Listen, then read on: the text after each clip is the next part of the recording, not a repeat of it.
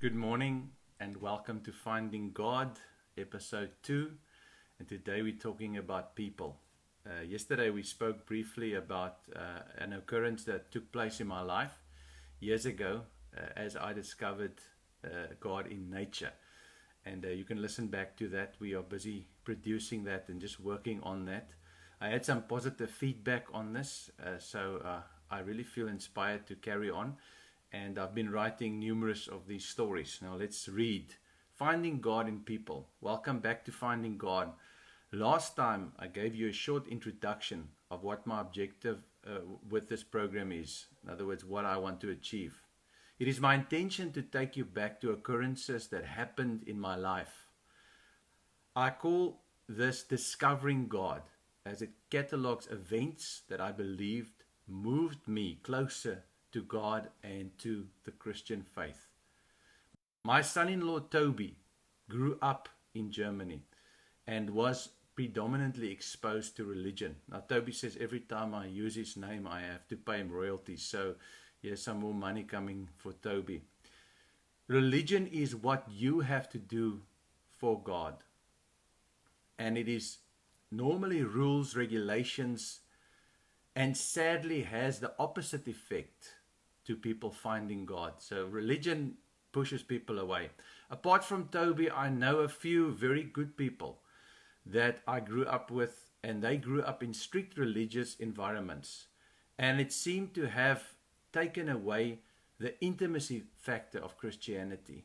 In other words, they are very hard, those people that I grew up with, because of being exposed to a strict religious environment.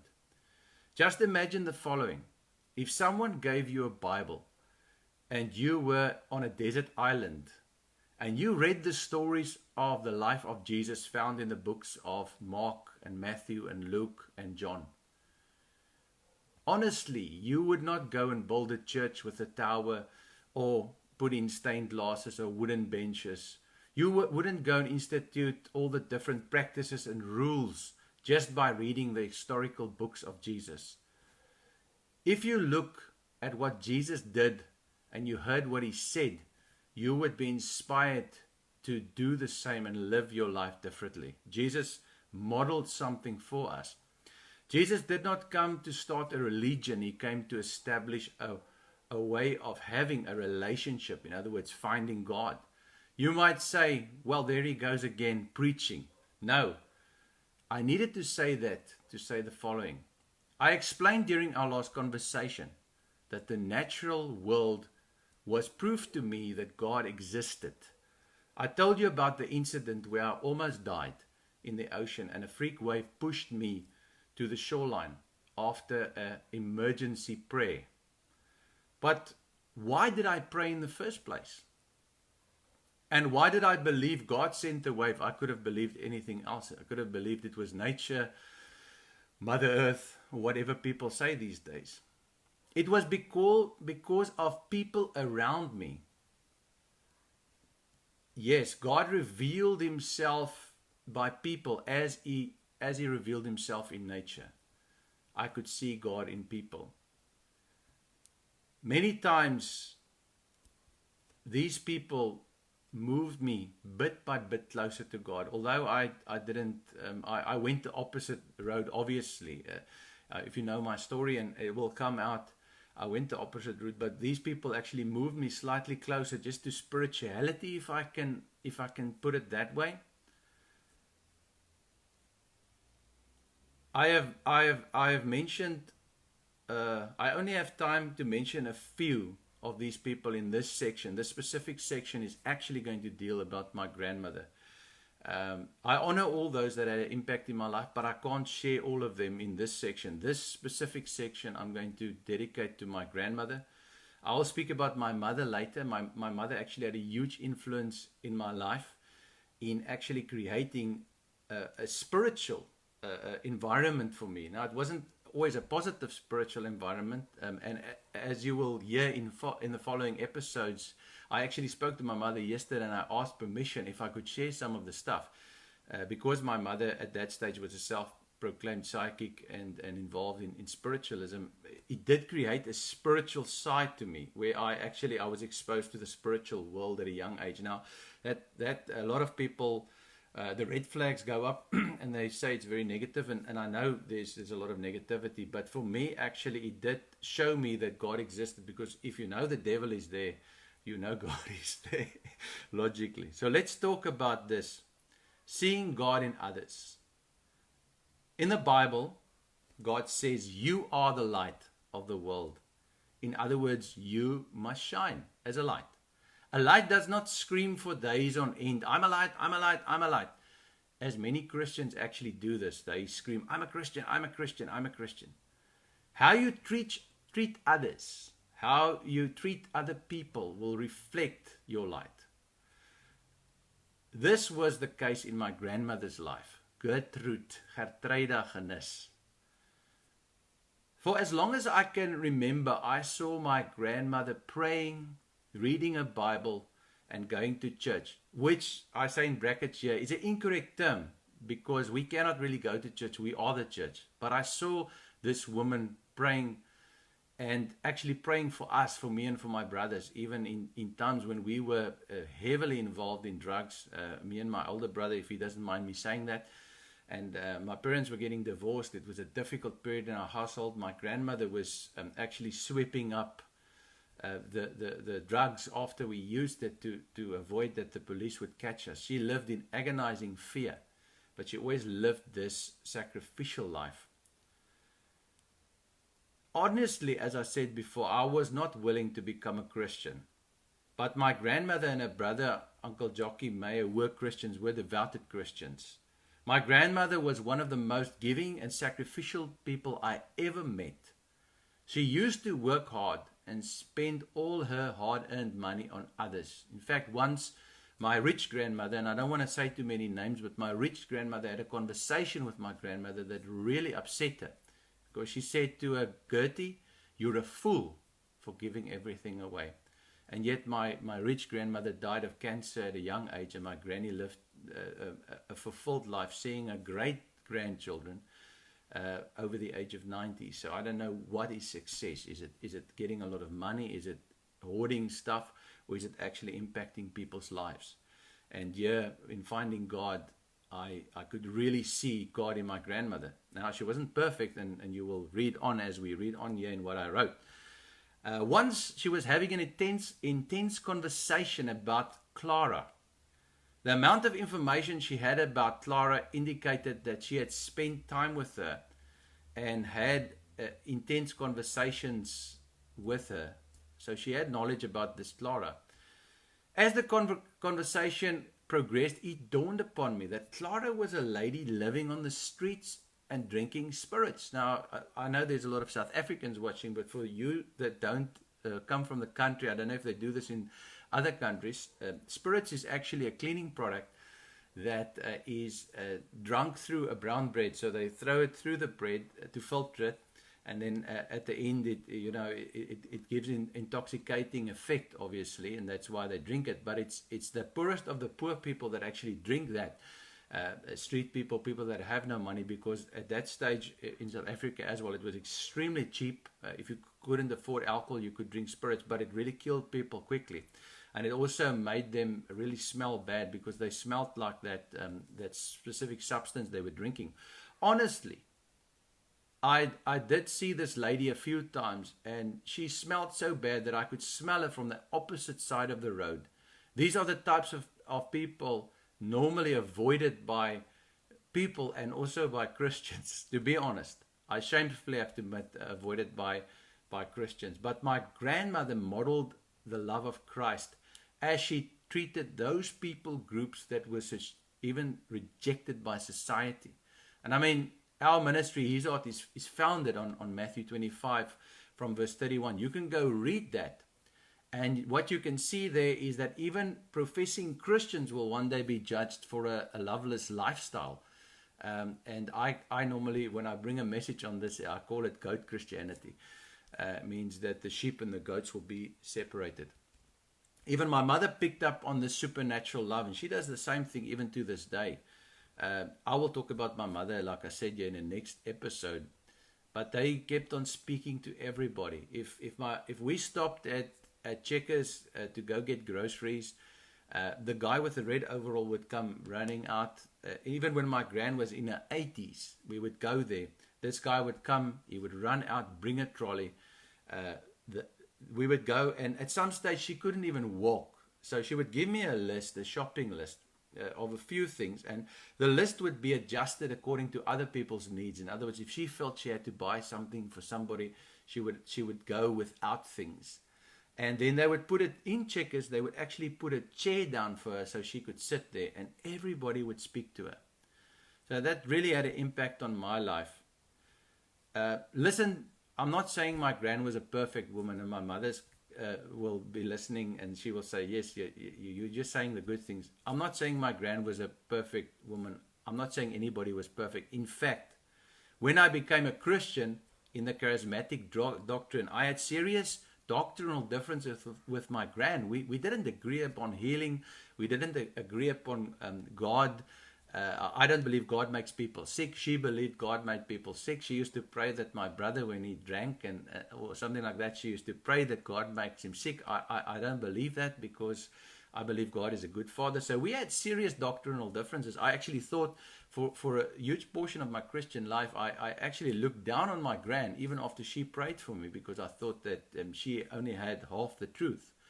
But I cannot deny that in instances, the love of Christ shined with great brightness through this woman's life. And I heard once what St. Francis said, and I mean, this is not a preaching session, this is a story. But St. Francis said, preach the gospel at all times. Now, the gospel is the good news of Jesus. He said, preach the gospel at all times, and when necessary, use words.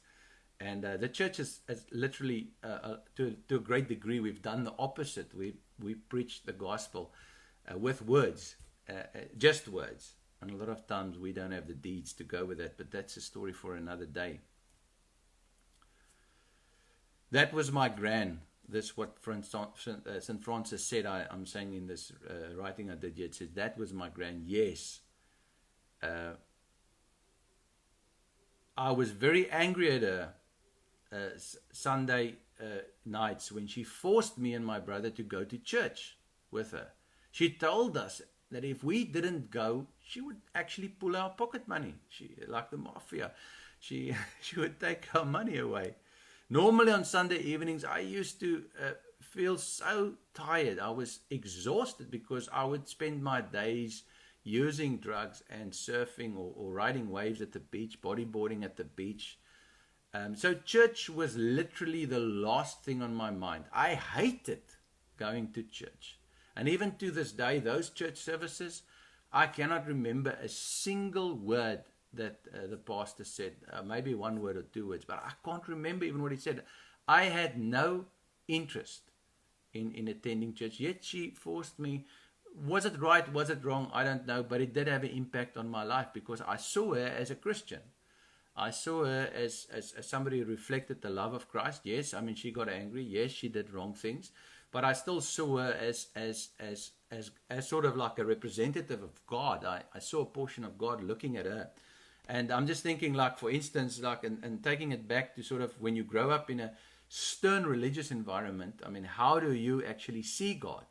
Do you see him as the Pope living in Rome?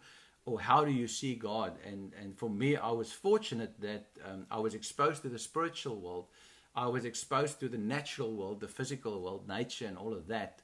And I was also, like I said, I was also exposed to this particular individual who had a great influence on my life. By this, everyone will know that you are my disciples if you love one another.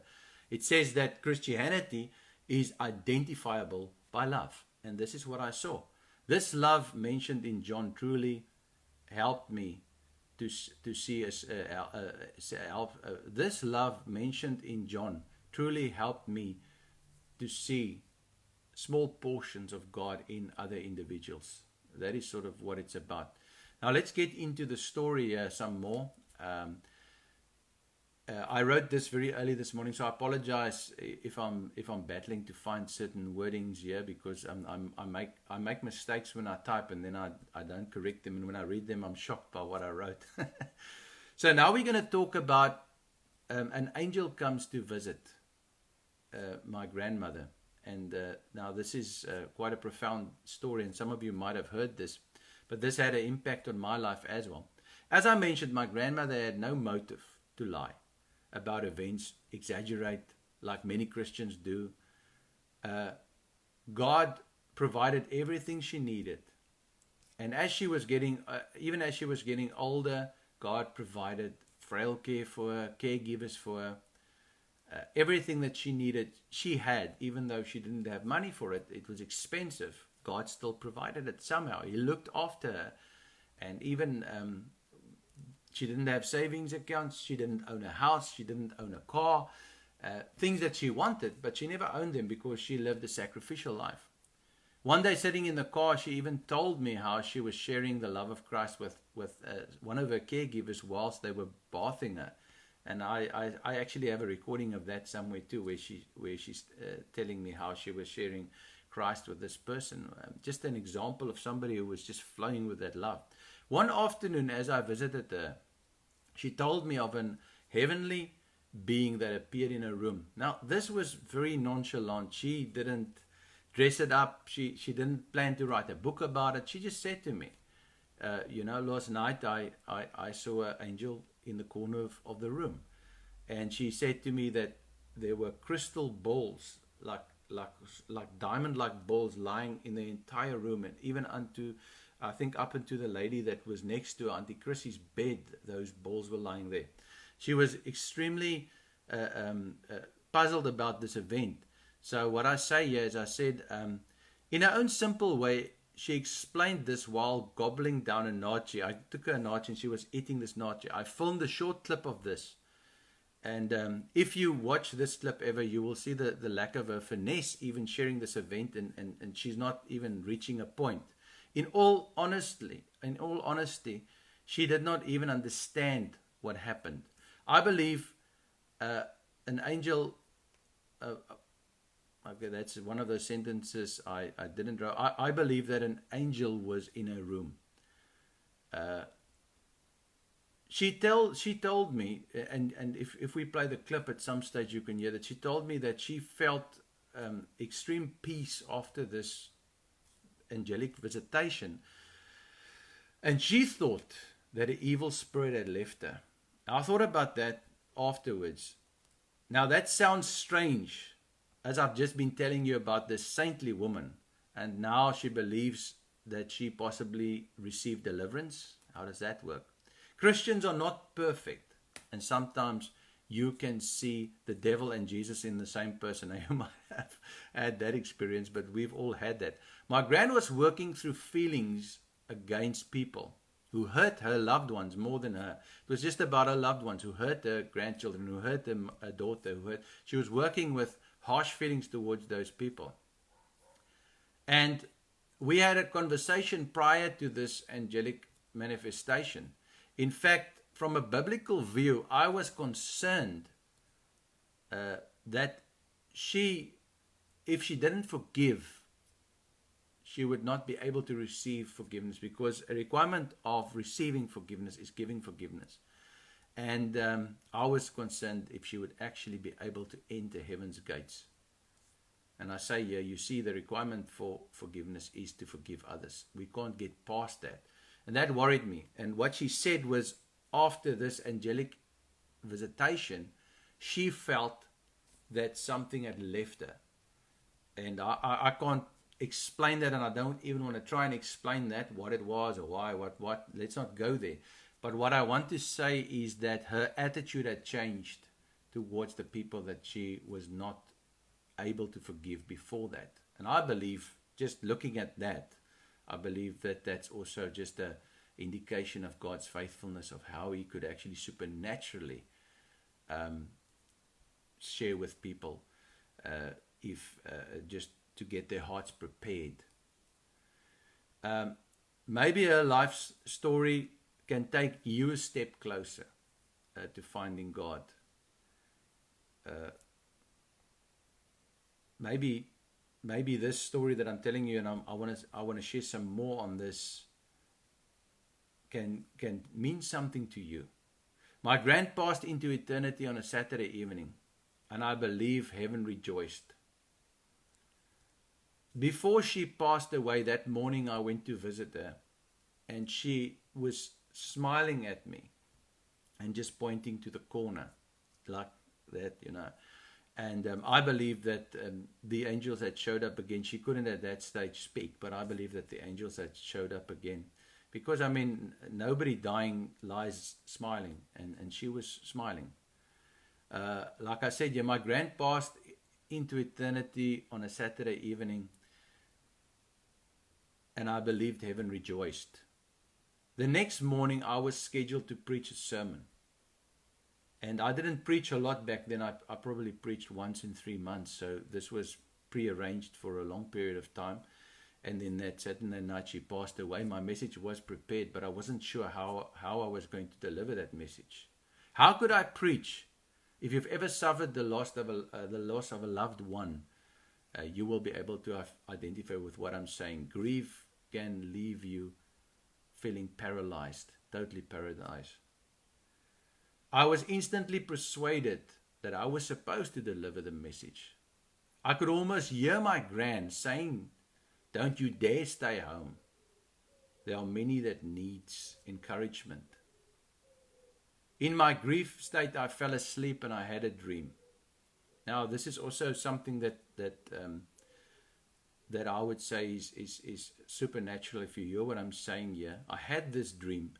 In this dream, my gran walked into the room, and she walked to the edge of my bed, and she sat down, and then she sat there smiling at me. And in this dream, I had the sense that it was so wonderful to see her, because I just felt that, she had passed, and it was wonderful to see her. But the next thing that happened was even more significant. I did at that stage think that maybe my subconscious mind, because of my grief, because of the state that I was in, cultivated this dream. But it felt like a vision almost. I could almost touch her. It felt really real. And but the next thing really sort of gave me a slightly different perspective. I noticed a piece of paper lying on the floor. And to this day, I cannot logically tell you, and you can ask Ingela, and even the lady that does cleaning for us, Lavisa, you can ask all of them. You don't have to ask me for that, but I don't know how that piece of paper specifically got to my bedroom floor. But when I woke up, I sat up and I looked down and I saw this piece of paper lying there. Now, it could have fallen from a book or something. It could have been lying under the bed and maybe kicked out at some stage, or the cat could have taken it out. That doesn't really matter. But the fact of the matter is, it was what was written on that piece of paper that was significant, because it was something, and I don't want to go into theological sharing, but it was something that I needed to know, that my Uncle Jock, my grandmother's brother, wrote decades prior to this faithful day. And I read that, and then I could just sense that there was something. It was as if my gran was literally talking to me through this piece of paper. And in this Finding God series, I'm trying to tell stories, real stories, and the interpretation of those stories I really leave up to you, because it's not my place to interpret that. But what I've discovered as I've started this journey and I've been writing these journals is that finding God is this process. It's all these different things. In the first episode, I spoke about nature, about just the overwhelmingness of what we see in the natural world. And in this episode, I spoke about the people around us. I did a business course once, and the guy that was presenting the course actually said, in the business world, he says, you get business angels. Those are the people that is placed around you, And he didn't take this from a religious or Christian perspective, but he said those are the people that are around you that have a significant influence on your life, mentors, people that help you to grow, people that are in your life. And for the unbeliever or the person that hasn't found their persuasion of God yet, for that person, a lot of the people around them act like signposts where you can see. You can't say anybody's perfect. And normally we talk good about dead people. So you can't say anybody's perfect, but you can see certain aspects of the Creator in the creation. There's a connection between what is created and who is the Creator. You can see certain, the Bible tells us that we were created in the image and the likeness of God. And the Bible tells us that we fell into sin, and it corrupted the image of God in us. But when we look at people around us, we can see certain aspects of God, and we can find God that way. I believe that if my environment was different, if I grew up in the desert, well, maybe the desert has its own beauty, but just as an extreme example, if I grew up in the desert and I had no Christians in my life, and I was just forced into a religion, in other words, if they said to me, you go to church and you have to do this and you have to do this because that is what we say you do, clear and finished, I might have been extremely resistant towards the road signs in my life. In other words, I might have interpreted the wave even as something else, because I do believe that you see in life what you want to see. And it's even like that when you're looking at a difficult situation, you create a perspective where you look at this situation. So needless to say, there are some very supernatural occurrences. My grand told me a lot of stories about what happened in her life. But this is not about, like I had a conversation with Toby last night, this is not about puffing up the gospel and making it better than it ever is. This is about being real, about giving you the real facts and then you interpret that. I know beyond a shadow of a doubt, if my gran had one opportunity to speak to you, she would leave you with these final words. And she many times she said this to me, and she said this to my brothers. It is my greatest heart's desire that you will find God. And I can leave you with those words. It is my greatest heart desire that you will also, on the short journey of life, which is limited, find your Creator. Because in finding your Creator, you will find true fulfillment. You will never feel the sense of fulfillment until you have found your Creator. So God bless you, and I hope you tune in for the next episode, and thanks for watching.